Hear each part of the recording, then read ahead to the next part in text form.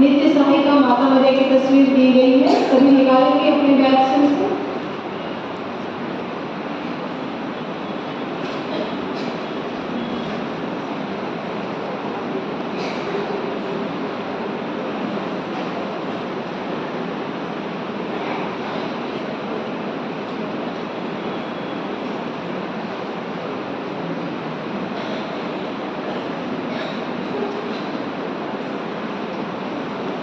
हो गया, सभी ने निकाल दिया।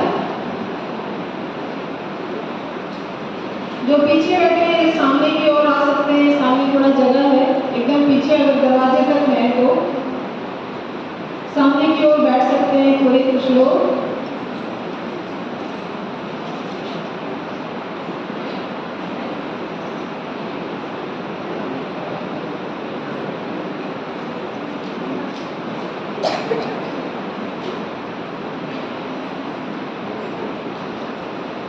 सभी अपने हाथों में तस्वीर को धारण करें, सिर्फ तस्वीर हाथ में रखिए।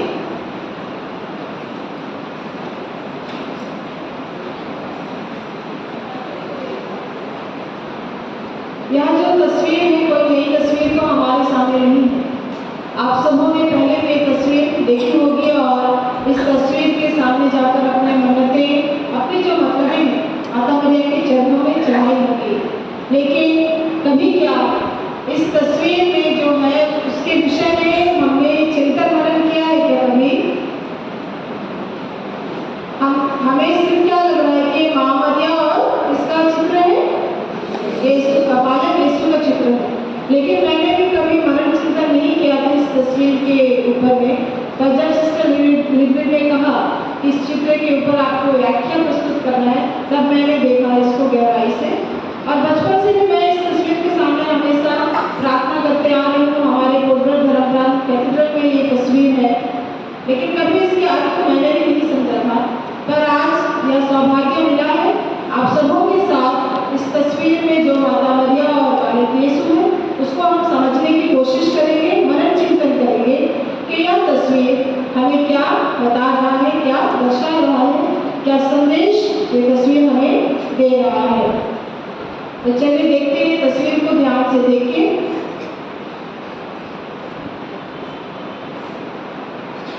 आज हम नित्य सहायक माता के चित्र की व्याख्या के द्वारा समझेंगे कि यह तस्वीर हमें क्या संदेश देती है।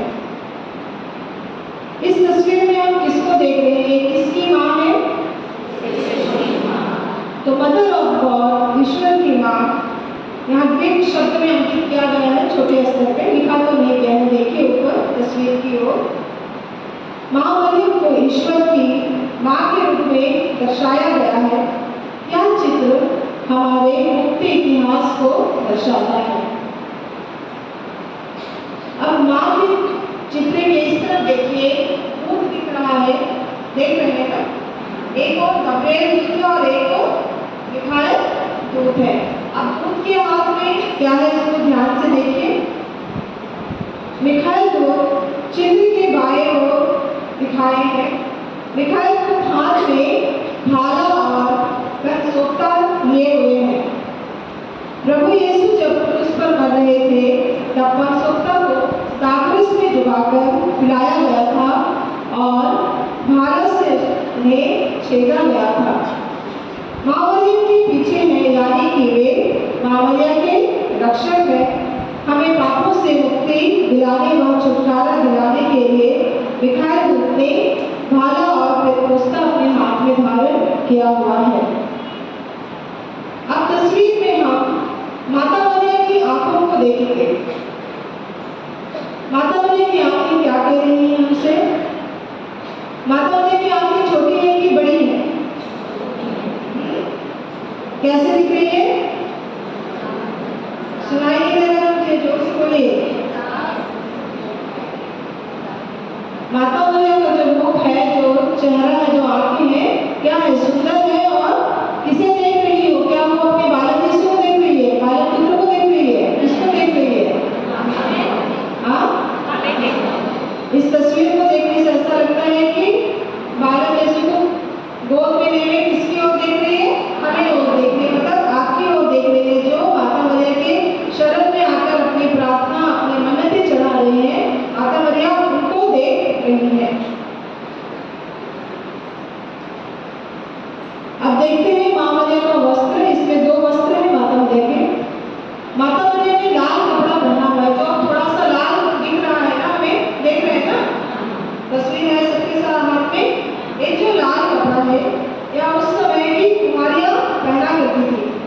जिनकी शादी नहीं हुई है, जो कुंवारियां हैं, वो इसराइल में लाल वस्त्र धारण करती थी।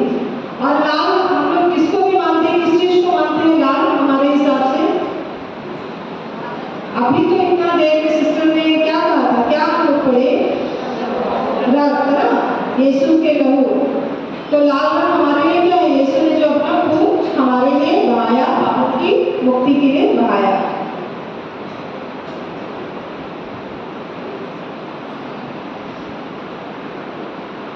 अब हम चित्र में देखते हैं माँ मरियम का जो वस्त्र है वो असल में गहरा नीला रंग का है, लेकिन हमें चित्र में कैसे दिख रहा है? थोड़ा सा डार्क ग्रीन जैसा दिख रहा है। लेकिन माँ मरियम का मूर्ति जब हम देखते हैं तो क्या देखते हैं? मूर्ति किस रंग की होती है? माता मरियम की जो मूर्ति होती है हरा रंग रहता है या नीला रंग रहता है? नीला रंग रहता है ना। यह नीला रंग जो माता मरियम पहनती है उसका अर्थ है कि वो मानवता को दर्शाती है। मरियम माँ भी है और क्या है? कुंवारी भी है। क्या कभी कोई स्त्री माँ और कुंवारी दोनों हो सकती है? कैसा हो सकते हैं? मैं अभी शादीशुदा हूँ तो क्या मैं कुंवारी हूँ क्या? नहीं हाँ, लेकिन माता मरियम के पास ही दोनों चीजें कि वो उन्हें हम एक कुंवारी भी कहते हैं और प्रभु यीशु की माँ भी कहते हैं। अभी हम चित्र में देखेंगे बालक यीशु के पैर को देखिए, ध्यान से देखिए। प्रभु यीशु के पैर को देखने पर ऐसा लगता है जैसे कि प्रभु यीशु की दिव्यता प्रदर्शित हो रही है। साथ ही साथ नंगे पैर उनके मानवता को दर्शा रहे हैं और उनके पैर में क्या चप्पल या सैंडल लगा हुआ है या खुला हुआ है? क्या दिख रहा है आप लोगों को? खुला हुआ है। तो वो दिखा रहे हैं कि वो अपने आप को हमारे लिए क्या कर रहे हैं? समर्पित कर रहे हैं, लोगों के लिए समर्पित कर रहे हैं, जो प्रकट कर रहे हैं हमारे लिए और तकलीफ उठाने के लिए वो तैयार है। इस स्वभाव को दर्शा रही है हमारे पापों की मुक्ति के लिए उन्होंने अपने आप को हमें सौंप दिया। माता मरियम के चित्र को ध्यान से देखेंगे तो माथे के ऊपर इधर एक तारा दिख रहा होगा, देखिए सीधा में दिख रहे हैं के ऊपर में तारा। तो ये तारा जिस तरह दिख रहा है आप क्या समझ रहे हैं तारे से? तारा का क्या अर्थ है? माता के यहाँ पर माथे के ऊपर में तारा जो है वो 8 दिशाओं को प्रदर्शित कर रही है कि माता मरियम संसार के कोने कोने में समाहित है और माता मरियम का आशीष जो है संसार के कोने कोने तक फैल रही है, उसको दिखा रहा है और हमें मार्गदर्शन कर रही है स्वर्ग की ओर। अब हम माता मरियम की तस्वीर की दूसरी ओर देखेंगे जहाँ यहाँ पर हमें कौन सा दूत दिख रहा है? मैंने बताया था शुरू में, कौन सा दूत?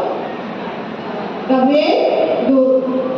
गब्रिएल दूत को माता मरियम का रक्षक भी कहा गया है और उनके हाथ में हम देख रहे हैं क्या है? एक क्रूस और कील है उनके हाथ में, ठीक है। और क्रूस और कील को उन्होंने क्या नंगे हाथों से पकड़ा है या कपड़ों से पकड़ा है? कैसे पकड़ा है? कपड़ों से पकड़ा है। तो उस क्रूस की और उस कील की पवित्रता को प्रदर्शित करने के लिए गब्रिएल दूत ने उसे कपड़ों से पकड़ा हुआ है।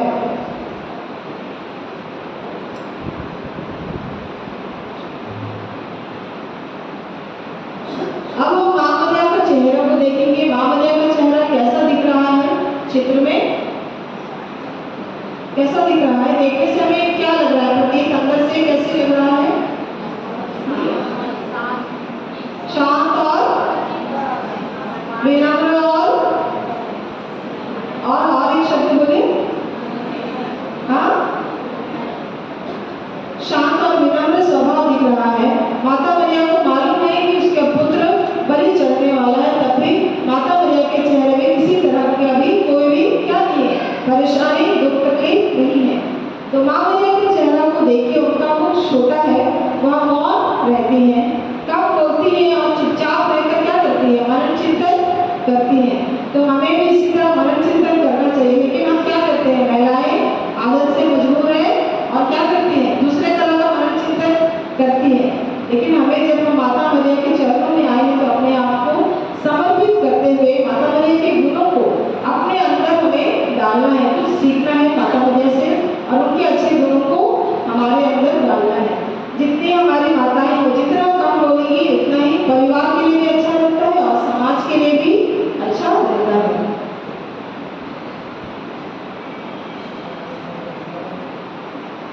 माता मरियम के हाथ को देखिए, माता मरियम ने किसको हाथ में पकड़ा हुआ है? बालक यीशु के हाथ को पकड़ा हुआ है। क्या उसने जोर से पकड़ा है कि हल्का से पकड़ा है? हल्का से पकड़ा है। और इस चित्र के माध्यम से माता मरियम क्या कर रही है? अपने पुत्र को हमें दे रही है। जैसे इसमें उसने ऐसे पकड़ा हुआ है, जोर से नहीं पकड़ा हुआ है, इसने हल्का सा सहारा दिया है और अपने बेटे को हमारी ओर दे रही है कि मैं अपने बेटे को आप लोगों को सौंप रही हूँ पापों की मुक्ति के लिए। और इस पूरे चित्र में एक पीछे जो बैकग्राउंड है, ये कौन से रंग का है? क्या रंग दिख रहा है? ये गोल्डन रंग का। तो गोल्डन रंग किसका प्रतीक है? स्वर्ग का प्रतीक है। पर प्रभु यीशु स्वर्ग के सिंहासन में विराजमान है और प्रभु यीशु के कपड़े स्वर्ग की महिमा को दर्शा रहे हैं। तो आपने अभी इस तस्वीर को देखा और इससे क्या समझने की कोशिश की आपने कि माता मरियम हमें क्या संदेश दे रही है? माता मरियम के समान हमें क्या बनना है? विनम्र बनना है, नम्र बनना है, प्रार्थना करना है और अपने पास जो कुछ भी है वो सौंप देना है, समर्पित कर देना है। माता मरियम को अपने पुत्र के बारे में सब कुछ पता था, लेकिन माता मरियम ने पापों की मुक्ति के लिए क्या किया? अपने बेटे को समर्पित कर दिया। क्या कर पाएंगे ऐसा कुछ? कभी हमें अपने बच्चों को कभी समर्पित करना पड़े किसी काम के लिए, ऐसा कुछ जहाँ नहीं चाहते, क्या हम कर पाएंगे? नहीं कर पाएंगे, क्योंकि वो माँ मरियम है। माँ मरियम इसीलिए हम कहते हैं कि माँ मरियम सब कुछ कर सकती है, लेकिन उनको भी हिम्मत कौन देता है? पिता ईश्वर देता है। वो प्रार्थना करती है। तो हम प्रार्थना में जो शक्ति है उसे हमें समझना चाहिए और इस तस्वीर के माध्यम से हमें चिंतन मनन करते ही रहना चाहिए। आज का हमारा यह चिंतन मनन आपको और मुझे माता मरियम के ऊपर दृढ़ विश्वास करने की प्रेरणा देता है। माँ मरियम का साथ पाकर स्वर्गीय आंगन में जीने की कृपा मांगते हैं। ईश्वर आप सबको विशेष आशीष और अनुग्रह प्रदान करे। प्रणाम मरियम,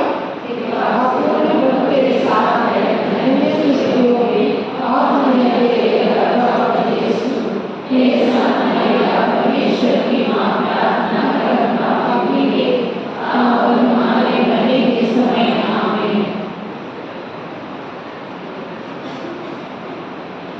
आपका हाथ में जो तस्वीर है उसको ऊपर उठाते हुए हम लोग इस पंक्तियों को गाएं।